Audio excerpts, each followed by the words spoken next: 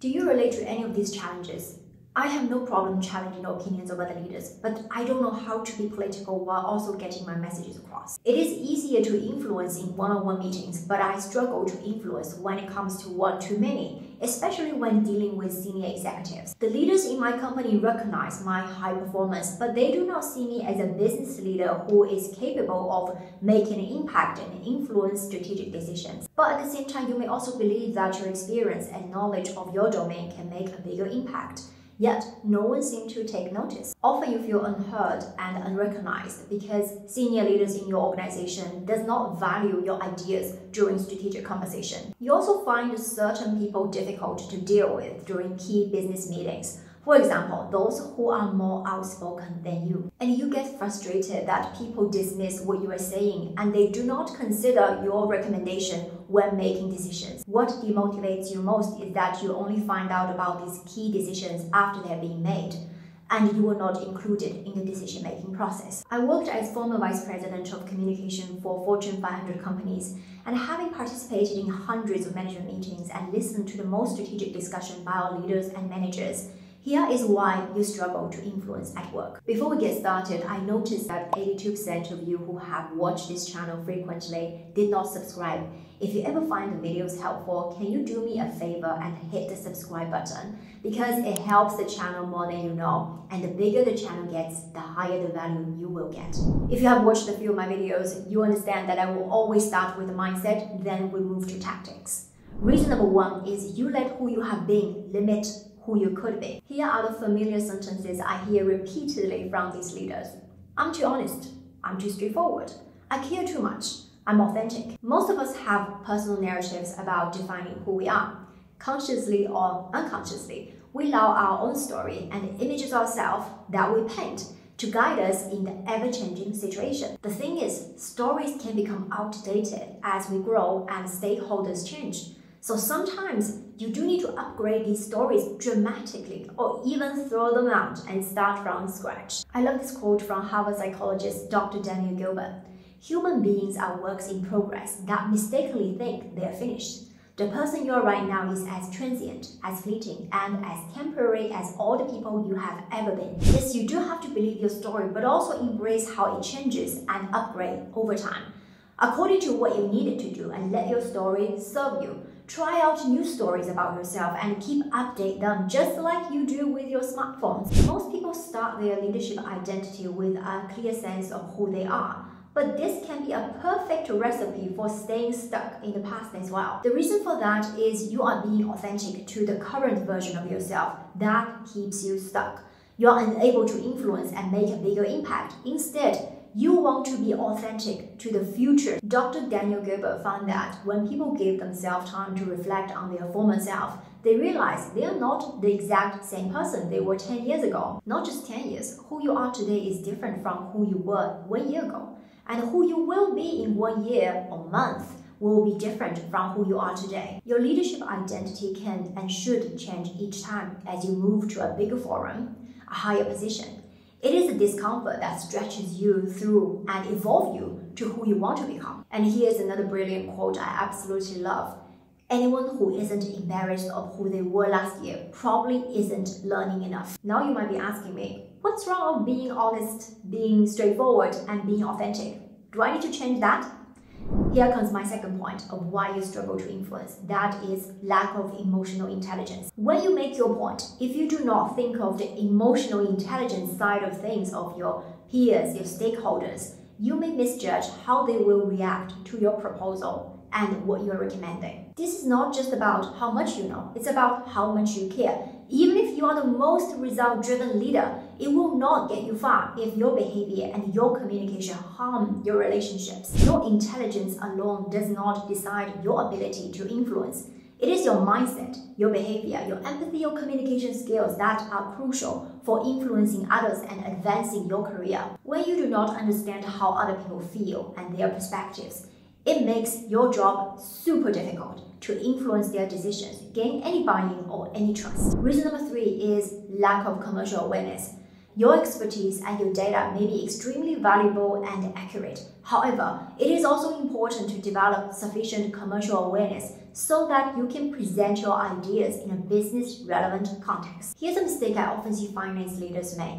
When presenting the financial performance for the last quarter to our executive team, they're great at presenting financial data, but the challenges comes when they cannot connect these numbers to our region, other functions, and the larger business context of the organization and the industry. This means they have no problem to break down the company's financial ratios, production costs, revenue streams, providing in-depth analysis.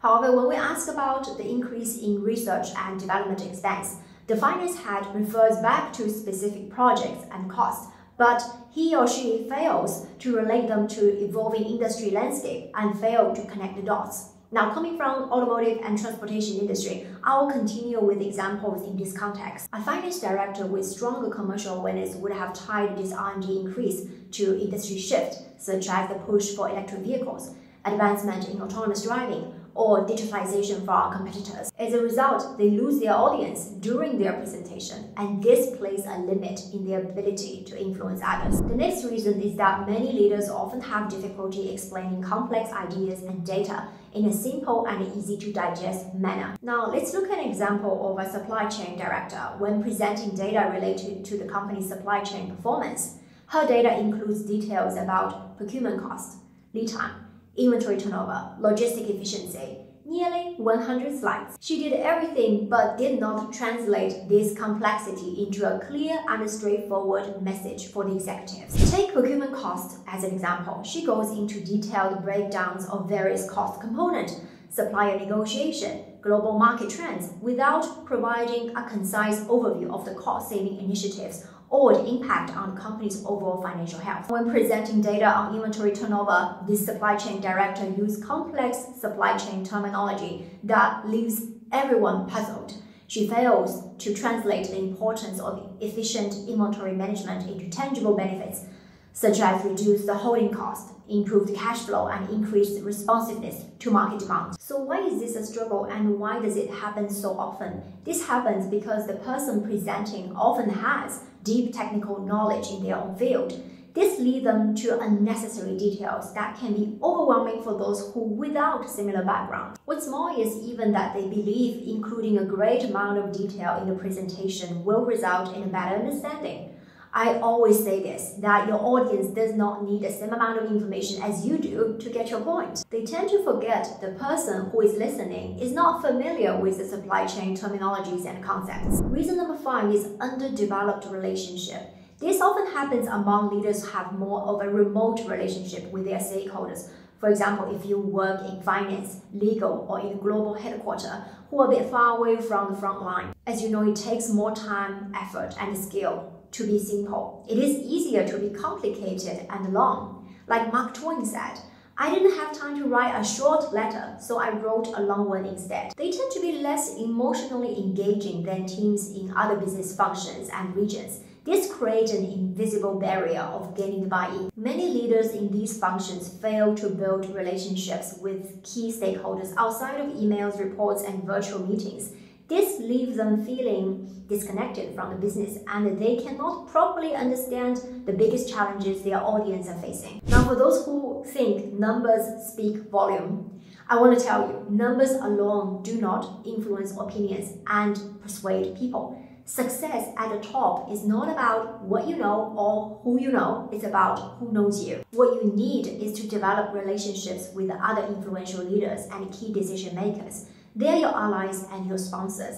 They are the influential individuals or partners who are willing to put their political capital and trust in you when you need it. When you have the support and trust from these who's before entering the meeting, you will feel more confident and secure in your approach. This also enhances your credibility. When you know in advance a few key stakeholders support your recommendation and trust you, your confidence level improves, and there's a better chance for you to be heard. When it comes to influence and persuasion, there are 3 levels of resistance. Level number 1 is, I don't get it. Level 2 is, I don't like it. And level 3 is, I don't like you. Level 1 and level 2 is pretty straightforward and easy to understand. I have created an entire video explaining all the 3 resistance. If you want the video, leave in a comment, I will send you the link. Now I want to spend more time in this video to talk about level 3, I don't like you. You here does not just mean you as a person. Most of the time, it actually means what your title represents. Let's continue the example of the finance team. They are often labeled as the no team. This means that they are the ones who are likely to say no to new initiatives or marketing ideas. This can create an us versus them mentality, where teams feel they are working against each other instead of together. When this happens, relationship will be underdeveloped. That means that you may feel a sense of insecurity, putting yourself against other stakeholders. This silo thinking and this lack of trust can lead to the perception of the finance team as the financial police, focusing on monitoring cost, mitigating risk, and discouraging new ideas. And this scenario can make it very difficult for you to gain buy-in, as stakeholders will be reluctant to be open to your advice, listen to you, or follow your recommendations. But trustworthiness is a fundamental personality trait all human beings automatically and unconsciously try to seek in other people. It can make or break your chances, especially in influencing executives and board members. So more important than just showcasing your expertise, your data, your analysis, is to demonstrate your trustworthiness. So how can you demonstrate trustworthiness? According to Harvard's Amy Cuddy, it involves two key elements: warmth and competence. Warmth means you have good intention towards others, while competence shows that you can act on those good intentions.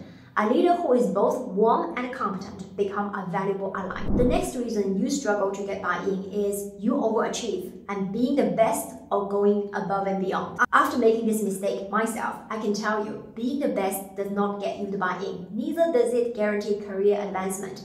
It does not automatically lead to trust, sponsorship, recognition, or promotion. In fact, it can have the opposite effect.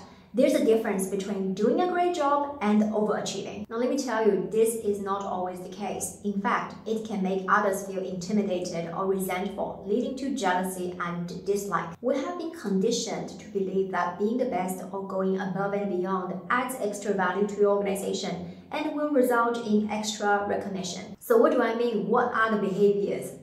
First of all, correcting other people's mistake and striving for perfection to ensure everything is 100% correct. Second, you take pride in over-delivering and you feel the need to do even more, much more. When you are overdoing it and constantly overachieving, you create a perception that you are not a team member or that you are difficult to work with. Third, you feel the constant need to prove yourself and make excessive efforts. If you're serious about advancing your career to the senior executive level this year, submit your application to the 1% Academy program where you'll be coached by myself.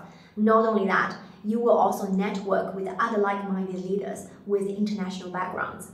Go to inspiremyday.org/apply or click the link in the description below to book a free strategy call with myself or my team. For now, I will leave you with this video to learn the 4 strategies for communicating with executives. I will see you there.